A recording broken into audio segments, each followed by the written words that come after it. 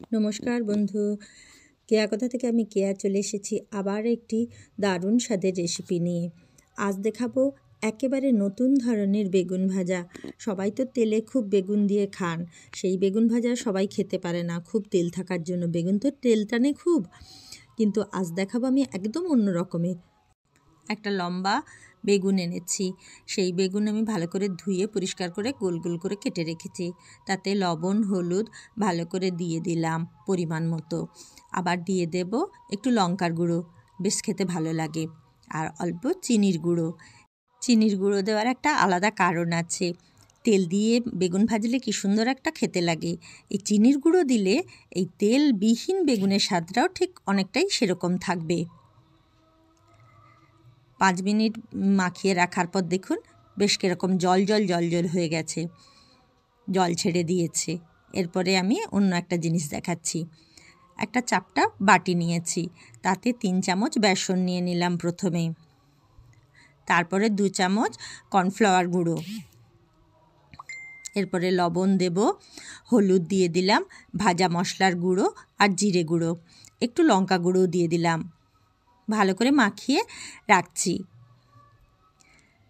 এইবার এই বাটির যে মশলাটা মাখিয়ে রাখলাম ওইটাতে বেগুনগুলো দিয়ে দিয়ে খুব চাপবেন না, কিন্তু কোট করে নিচ্ছি।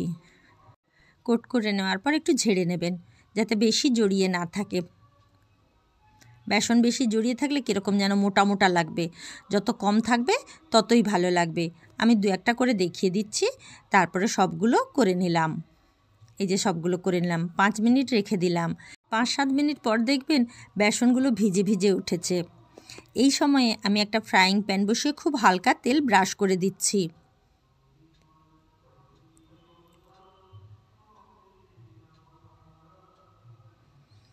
তেল ব্রাশ করে দিলাম।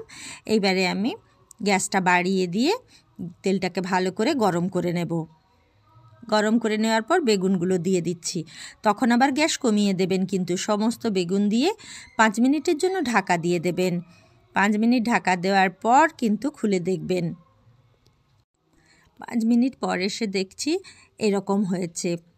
এটাতে আমি ওপরের দিকটা একটু তেল ব্রাশ করে দেব, খুব অল্প, কারণ নিচের দিকে ফ্রাইং প্যানে তেল ছিল, ওপরের দিকে তো তেল নেই, সেটা তো শুষে গেছে। তার জন্য ওপরের দিকটা আমি একটু তেল ব্রাশ করে দিচ্ছি, খুব অল্প করে তেল ব্রাশ করবেন। এইবারে হালকা করে উল্টে দেবেন। দেখুন একটু পোড়া পোড়া মতো হয়েছে, এই গন্ধটাই খেতে খুব সুন্দর লাগে।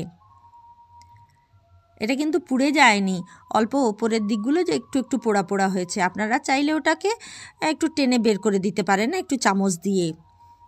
এবারে উল্টে পাল্টে ভেজে নিচ্ছি। 2 পিঠই 5 মিনিট করে রেখেছিলাম। বেগুনগুলো একেবারে হয়ে গেছে। এইবারে আস্তে আস্তে নামিয়ে নেব। যেগুলো হয়নি সেগুলো একটু একটু ভেজেও নিতে পারেন, ভাজা ঠিক নয়, একটু গরমে বসিয়ে রাখবেন। একদম হয়ে গেছে, আমি পরিবেশন করে দিলাম দুর্দান্ত স্বাদের বেগুন ভাজা, একটু অন্য স্টাইলের। এইভাবে একটু খেয়ে দেখবেন, শরীরে তেলও কম যাবে, শরীর সুস্থ থাকবে। আর এই রেসিপিটি যদি আপনাদের ভালো লাগে তবে অবশ্যই লাইক শেয়ার সাবস্ক্রাইব করে দেবেন। ভালো থাকবেন, সঙ্গে থাকবেন। দেখা হবে আবার একটি পরের দুর্দান্ত স্বাদের রেসিপি নিয়ে। আজ এখানেই শেষ করছি। কমেন্ট করে জানাতে একেবারে ভুলবেন না যেন এই রেসিপিটি কেমন হলো, বাড়ির লোক খেয়ে কী বলল। ধন্যবাদ জানিয়ে শেষ করলাম।